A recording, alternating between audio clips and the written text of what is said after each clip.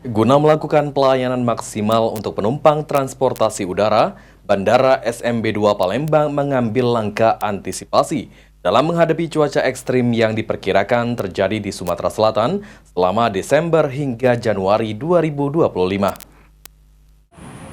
Prognosa kami untuk memasuki masa libur Natal 2024 dan Tahun Baru 2025, serta perubahan cuaca ekstrim menjadi perhatian utama untuk menjaga kenyamanan dan keselamatan penumpang transportasi udara.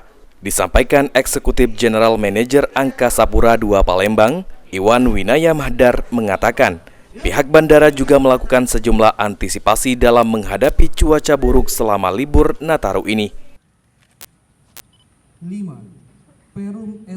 Hari kita pastikan operasional penerbangan bisa berjalan dengan baik, dengan aman, dengan selamat, kemudian dengan lancar serta nyaman buat seluruh pengguna jasa bandara.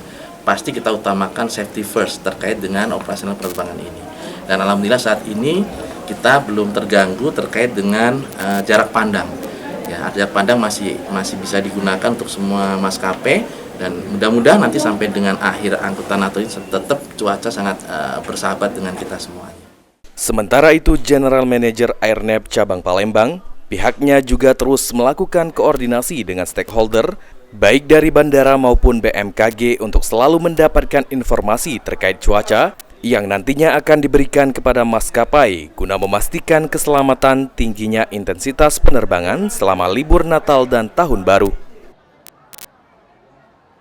Ya, hal ini dipastikan juga dengan peningkatan kewaspadaan dan kesiagaan terutama untuk perubahan cuaca ekstrim yang mungkin terjadi di bulan-bulan Desember sampai Januari ini. Tentu saja kami juga menyiapkan prosedur terkait dengan visibility minima maupun penanganannya pada saat keadaan cuaca memburuk. Kemudian juga kita tentunya close koordinasi dengan stakeholder baik dengan bandara maupun BMKG untuk selalu mendapatkan update informasi terkait cuaca, dan ini bisa kita share kepada pengguna jasa atau customer kami, dalam hal ini maskapai, untuk kemudian mengantisipasi hal-hal yang terjadi pada saat terjadinya cuaca ekstrim.